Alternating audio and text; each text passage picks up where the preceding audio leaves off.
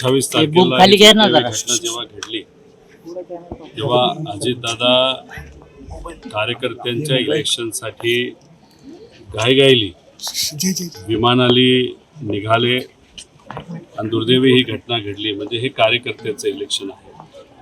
आज प्रचाराचा शेवटचा दिवस, जिल्हा परिषदचा 12 जिल्ह्यांमध्ये या निवडणुका त्या ठिकाणी लागलेल्या आहेत. त्यामुळे मला असं वाटतं की अजितदादा जो विचार पुढे घेऊन जात होते त्या विचाराला पाठिंबा हा नागरिकांनी द्यावा अशी विनंती त्यांना त्या ठिकाणी करतो. आणि राजकीय नेते दादा तर होतेच, अनेक फार मोठं नेतृत्व राजकारणातलं अजितदादा होते.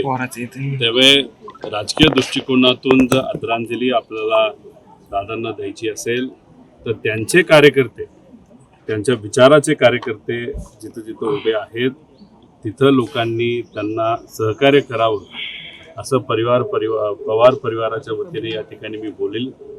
पवार परिवाराला सुद्धा या दुःखद घटनेमुळे आणि या दुःखद टाईममुळे प्रचाराला कुठेच त्या ठिकाणी जाता आलं नाही. त्यामुळे लोकही त्या बाबतीत काही गोष्टी समजून घेतील असं वाटतं.